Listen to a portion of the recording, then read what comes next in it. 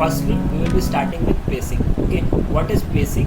A person here counts the total number of steps required to travel a given distance. What happens? The initial point and the final station points are known to us.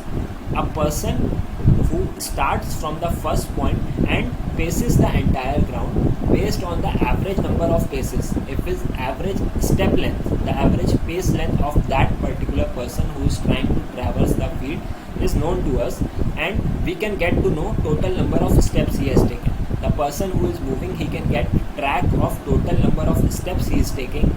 This total number of steps multiplied by the average step length gives us the value of total distance that has been traversed by that particular person. Okay, so this is simple technique that is generally used to get rough estimate of distances, since it can be done very quickly by a particular person. But one thing here goes that I have already told you, that to calculate the average pace length of that particular person who is traversing the entire field, what we need to do is we need to divide his paces. Means, because we can't directly measure that, we ask that person to place his one step here and next step at certain distance, and we directly measure his pace length. That we ask him to, you take average pace and stop there and we will measure your pace. Okay, that is not how it goes, because it may not be exactly the same, and we are having only one data. Based on that we are trying to calculate. So what is generally done is we take a fixed distance. Suppose we have taken two ranging rods and installed at a distance of 50 meter, or you can say 30 meter. Okay, just by measuring tape we have measured a distance of 30 meter, and we have buried two ranging poles at those points. Okay, so that we can get track of those 2 points. Now we ask a particular person who is going to conduct the survey of that field using pacing, that he moves from station A to station B, and he counts total number of paces. Now this distance is known to us, it is 30 meter. He will check how many paces he take to traverse 30 meter. Okay, suppose he takes 50 steps. Okay, so total length of each pace of that particular person will be 30 meter is the distance, and he has taken 50 paces to cover 30 meter distance, so it will be 30 by 50. Okay, this will be his average pace length. But even this, the best advantage with this method is this can be conducted many times. Okay, now he will come from A to B, he will count his steps, they are 50 suppose. Now he will go from B to A back. Okay, now he will again count his paces, maybe this time they come 49. Okay, next time again he will move from A to B, then B to A. He can do this exercise 3 to 4 times. Every time he can calculate total number of paces he is taking. Even he can report that in decimal to nearest value. Okay, suppose in 49 he completed and little portion remains, so he can count that as 49.5 if it is approx half, or even 49.25 if it's 1/4. Okay, so every time he is calculating that distance, he can calculate for 5 to 6 readings, and then he can take average of these 6 readings. Okay, then he may get better exact value. Okay, if he conducts that 5 to 6 times, so maybe every time he has done, he adds up, then he conducts it maybe 6 times, and he then adds up and divides it by 6 to get total number of average number of paces that he has taken to cover this 30 meter distance. Okay, suppose they come out 50 now, so his average step length will be 30 meter divided by 50, that will be 0.6 meter. Okay, so this pace length will be now very much accurate as compared to previous ones. Okay, now we can multiply this by total number of steps he is taking to cover that ground, and we can get an estimate of distance measured. Okay, this technique has got an accuracy of generally 1 by 50 to 1 by 100 of total distance measured. What do we mean by that? In open terrain, what happens, for every 50 meter distance we can think that he has conducted an error of 1 meter. Obviously pacing has not got very much high accuracy, because how much hard you try, it is not possible to have equal pace lengths for every time. But this technique is also used only for 2 purposes. First one is to have rough estimate of distances, and the second one is to check for large errors. Suppose what happens at times when you are conducting the survey, you may feel that yes, somewhere these readings are wrong, or you may have conducted an error. This may be due to anything, maybe due to blunder or any systematic error or anything. If you think that you have conducted large error, or maybe even in calculations that you are doing in your sheet, Okay, then to cover for those errors, you can just check. If you feel that you are getting this distance as 120 meter and you feel that it shouldn't be 120 meter, you can just conduct a rough pacing to check, okay, that whether you have conducted an error, because it will give you an approx idea. And if your reading that you have calculated is very much close to that which you have calculated using pacing, so it means that your calculations are absolutely correct. Okay, so you can just do this pacing work for means verifying your calculations. Okay, so every time you don't have to use very typical method, you can just at times do it by pacing for verification purpose that any large error shouldn't be there. Okay, this was all about pacing. And the next technique that we use is of odometer wheel. As you can see, this is an odometer wheel, kind of odometer wheel that records total number of revolutions. As I told you, it keeps track of total number of revolutions that has been taken by this wheel. Okay, every time one complete circumference is traversed by that wheel, it takes track of it. Okay, so odometer is basically a wheel that keeps track of total number of revolutions that has been taken, and this method is more accurate than pacing. Why? Because here there is lesser chances of conducting an error, because the circumference of the wheel will remain same. Okay, so what happens in this method, what we do is, firstly we calculate the circumference of that particular wheel, which can be easily calculated by doing the means just we can take out the diameter. Okay, diameter if we know, we can easily calculate, or if we know the radius of that particular wheel, then using 2 pi r we can easily calculate the circumference of that odometer wheel. And once the circumference of the wheel is known to us, we multiply that by total number of revolutions that has been taken by that odometer wheel.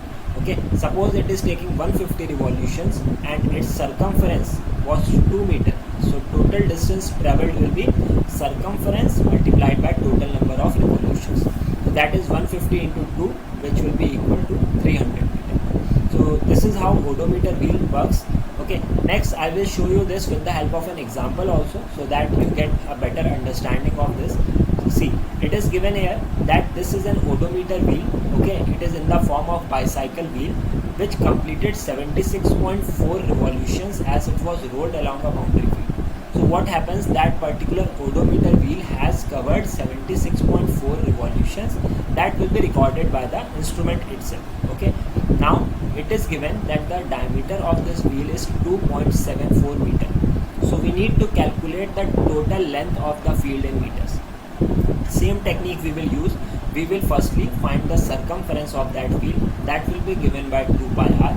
Okay, 2 pi is obviously 3.142, or you can say 22 by 7, and that radius will be equal to, since diameter is mentioned, it is given as 2.74 meter, so radius will be just half of that diameter, 2.74 by 2. This circumference we will multiply by the total number of revolutions, that is 76.4. Okay, circumference into revolutions will give us the total distance that this particular bicycle wheel has taken along the field, and that will come out to be equal to 657.65 meter for this particular case. Okay, so this is how the mechanism of odometer wheel works. Okay, next one is in this series is Gunter's chain. Okay, this is also very much important to understand, as I have already told you that this technique has gone obsolete now. It was an old technique and is now not used that much. But what happened in this, what is the principle and working of this, as I have already told you, this one entire chain is of 66 feet length and it has got 100 links in it. Okay, links, you can see a simple link is there, and then with the help of a grooving technique, other link is attached to it. Okay, so what happens in this, the total length of the chain was known to us, so it can be used to measure any distance. Okay, if it is suppose 20 feet distance only, then from the initial point we just need to find that how many links have been covered complete and how much, and the next link, its distance we can find. Okay, suppose 30 links have been covered while measuring a distance, then we can easily say the distance that we have traversed is 30 into 0.66, since the length of each link will be equal to 0.66 feet. Okay, so it will obviously give us the distance in feet only, and afterwards using suitable conversion factor, if you want it in SI units, then you can convert it into meters also. Okay, so this is how it was used. But the major error with this was, firstly, what can happen is, if with time, if any of the links open up, then this distance will be displayed wrongly. Okay, because they have been inserted, and at times this may happen that as the chain may go old, it may open up. And since this chain is made up of steel, so what is the chances? It has got sufficient gravitational weight also. So when two persons are holding it at opposite end, there are chances that this chain may not be in complete tension. And if this chain is not in complete tension, then it will not display the correct distance. And it may also happen, since it has got 100 different chains in it, links in it. So when you open up, each of the link is not open. Maybe that some link is inserted into other, or it may happen that it is means inclined. Okay, and if it is not vertical, means not perfectly horizontal, then it will obviously not display the correct distance. The distance displayed will be larger. Okay, you will traverse smaller distance and it will say this is 66 feet, but actual 66 feet will be when you will open the chain completely. So you may get wrong, mistaken values. And what may happen, these means effect of temperature may also be significant. At times the length of the links may increase, and these errors may be additive in one direction, and you may get larger or smaller values depending upon the effect of temperature on them. And the major disadvantage associated with them is, if we need to calculate the distance between 2 points, and those 2 points are not on a plain level surface, okay, if they are not situated on a flat ground but on a hilly terrain, then what may happen, you can't hold this chain at a sufficient height and apply sufficient pressure. Okay, what will happen, because if you do so, then it is very difficult that you will be able to keep the chain in tension, and it will be very difficult for you to obtain exact distance. So the technique to use with plumb bob that is used to means measure the distance vertically above the ground surface, that station at which we are there, it is used to locate that point. This technique can be used in tape, because tapes can be handled sufficiently well, okay, due to their lightweight. But these chains, it is very difficult to handle them, and at times it can only be used to traverse the distance that is along the ground surface, not at any particular height, not on any hilly terrain or undulated ground surface. It is impossible to calculate the correct distances using this technique.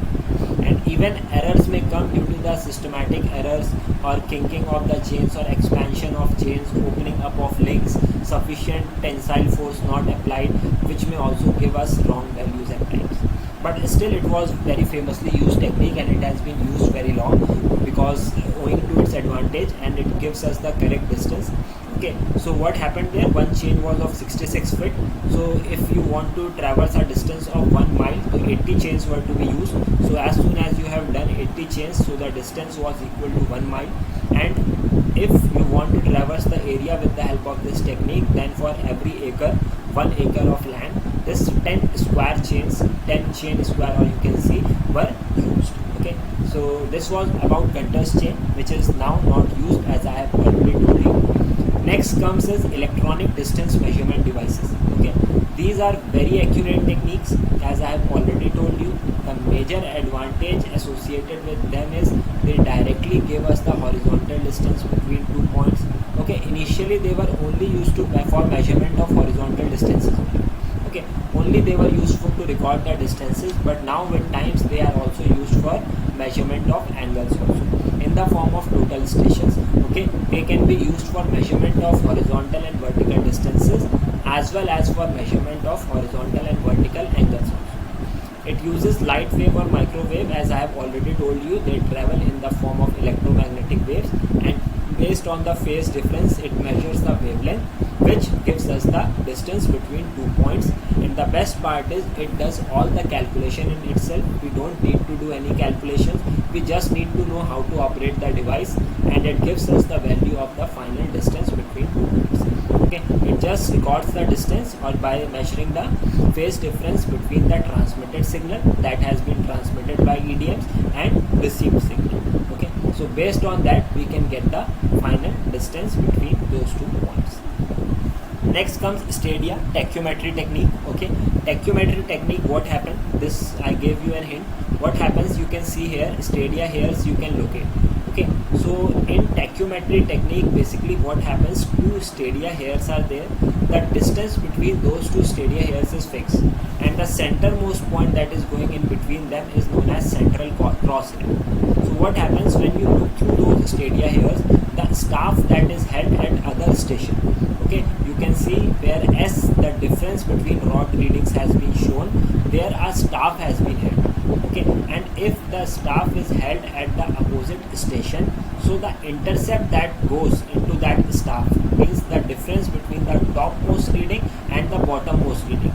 Topmost reading and bottommost reading, that difference between those two is known as the staff intercept. And to calculate the horizontal distance between 2 points, what we do is we just multiply that staff intercept with 100. Okay, most of the instruments that we get, they have got their multiplying factor as 100, so you just need to multiply that staff intercept by 100 to calculate the distance between those 2 points in meters. Okay, so just eyesight rays you can see, and it gives us the directly value of horizontal distance. But one thing again you need to remember it very well, that it is not at all necessary that it will always remain 100. It is always mentioned along with the tachometer that you are using, that whether what is the multiplication factor. It may be other than 100, but it is in very close range with that, and it may also have got certain additive factor associated with it. If it has got any additive factor, then how we can incorporate its effect? We just multiply multiplication factor with the staff intercept, and thereafter we add that additive factor to it to calculate the total horizontal distance between those two points. Okay, so this is how we can calculate horizontal distance between those 2 points. This I have shown with the help of line diagram also, so that you can get better understanding of it. Okay, so this is the fixed hair method, which can be used as a tachymetry technique. In this we will have one complete session, because sometimes what happens, this technique is also very useful when the other point it is very difficult to locate. Okay, or you can say that other point is located at sufficient distance, then in those cases we can use tachymetry technique, maybe in hilly terrains, to locate the horizontal distance between 2 points. Okay, so this technique then goes very much useful, and sometimes if the point is located at an elevation or below the ground surface, means below the point where we have installed our instrument, then due to inclined rays of light, we can not only calculate the horizontal distance, but also the distance, the RL of that particular point where the second station instrument is mounted. Okay, so it can also be used to calculate the height also. How we can calculate that, what are the mathematical formulations that go into it, we will be discussing when we will be discussing tachymetry in detail. Okay, so there will be two methods there, fixed hair method and movable hair method, where these hairs, the cross section, the intercept between those hairs, the stadia hairs, is also not fixed in case of movable hair method. So these techniques we will be understanding, but you should have a good idea of how it measures. Okay, so this I will show you afterwards. Next one is the subtense bar that I told you just now. Okay, you can now locate it with the help of figure. What happens is it requires a theodolite also. Why it requires a theodolite? Now this you could understand very well. Okay, because what happens in a subtense bar I have shown at the bottom of the screen also, at the bottom of this slide, and even you can see the figure at the bottom right corner. You can see that there a subtense bar is there, that is mounted on the tripod on the right hand side, and another tripod is located at the initial station where we are standing. There we need a theodolite. This theodolite, what it does it measures the angular difference between the leftmost point of the subtense bar and the rightmost. Okay, so when we have got the difference of angle between those 2 points, so we have got track of alpha, and that distance is known to us AB, that entire distance of the subtense bar. By subtense bar distance I mean that its height, that is 2 meter, that is known to us. Okay, so in this figure you can see that is shown just below. You can get good understanding of it. What basically happens is, if theodolite is installed here, and between the topmost and bottommost point it has obtained that this angular distance is alpha. Okay, since it knows that this angular distance is alpha, so what we will do when we will imply trigonometry technique, so we know that this particular distance that is exactly above the halfway point. Okay, this will be 1 meter only, below 1 meter, above 1 meter. So this distance is known to us as 1 meter, and this distance that we need to calculate, the horizontal distance between those 2 points, this we don't know, and this is alpha by 2, because total distance from top to bottom is alpha. So from top to half, midway point, the angle will be alpha by 2. So that angle alpha by 2 we know, because alpha will be known to us when we have measured that angle with the help of theodolite. That alpha will be known to us.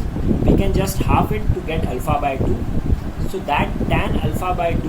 Now since the upper right angle triangle is there, so we can apply this trigonometry concept there, where tan alpha by 2 should be equal to 1 upon that distance, horizontal distance between those two stations, that is AB. So tan alpha by 2 should be equal to 1 upon AB, as we have just seen. Now we need to calculate AB, this distance AB. So this distance AB will be equal to 1 upon tan alpha by 2. Okay, this distance AB will be equal to 1 upon tan alpha by 2, and 1 upon tan alpha by 2 is cot alpha by 2. So just by measuring cot alpha by 2, where alpha angle we have measured with the help of theodolite, we can easily report the horizontal distance between those 2 points in subtens bar method. But in this method cannot be used for very long distances. Why? Because in this the vertical intercept is only 1 meter and this is fixed. Okay, since that 1 meter distance is fixed, so if your distance is very large, then that alpha angle which will be enclosed will be very small. And even for small errors in value alpha, you will get a huge error in the value of distance AB. Okay, because that intercept of 1 meter is fixed. Okay, since 1 meter is fixed, so every error will be imposed in that horizontal distance due to even small error in alpha. Okay, so this technique cannot be used for very long distances, but this technique is very useful in mountainous terrain where we don't need to do this technique for large distances. Okay, in mountainous terrain the survey is generally to be done in small segments, small areas, because the next point may not be visible if we go very further away. Okay, so this is very important technique going forward to obtain the horizontal distance between those 2 points. The first point where the instrument is mounted and where the surveyor is standing, and the second point where subtens bar is present. We just measure the vertical or horizontal distance between the end points using theodolite, the angle we get, and that distance is known to us 2 meter. So easily we can calculate the horizontal distance between 2 points. Okay, next the most important and the last one is tape measurement. Okay, tape measurement we will be studying in bit detail, because what happens is here we will have to consider many things. Okay, so what happens, firstly tape measurement, what is this? There can be tape in different material, as I have already told you. There can be steel tape, fiberglass tape, metallic tape. Okay, and steel tape is one of the mostly used, it is one of the conventional technique to use steel tape, and if taping is done properly with the help of this tape, then the error enclosed with these type of readings is only 1 in 3000. Okay, you studied in pacing, it was 1 in 50 to 1 in 100. In odometer wheel, that error reduced to 1 by 200, means in every 200 meter distance there was an error of only 1 meter. Now in taping measurements, this distance reduces further to 1 in 3000, means in every 3000 meter, 3 kilometer measurement you will get an error of 1 meter if taping is done properly. Though this error is significant, but most of the errors are systematic errors whose nature of error we know. And if we do proper verification and take good track of readings, we can identify these errors and eliminate these errors. How we can eliminate these errors is if we know that either these errors are continuously additive or these are subtractive. Otherwise these errors will have significant impact, and there may be many errors that can be induced in case of tape survey, that we will be discussing as we go forward with this lecture.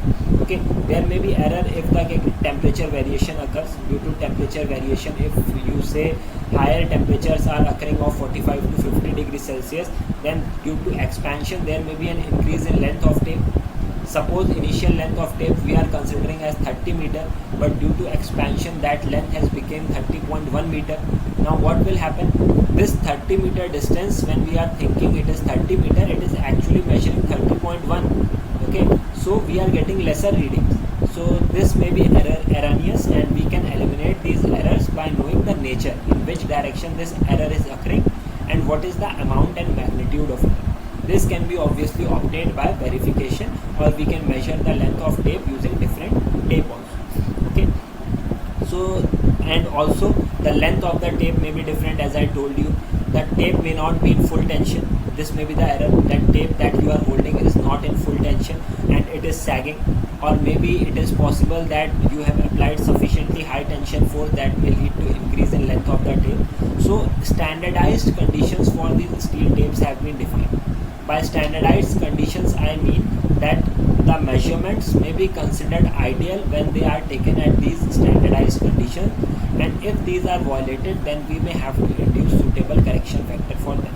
Since these errors are systematic errors that can be eliminated, so we may have to induce the correction factor for them. The standard conditions that we generally consider is that the temperature at which these readings are being taken is taken as 20 degrees Celsius. It is considered that it is fully supported with no sag in between.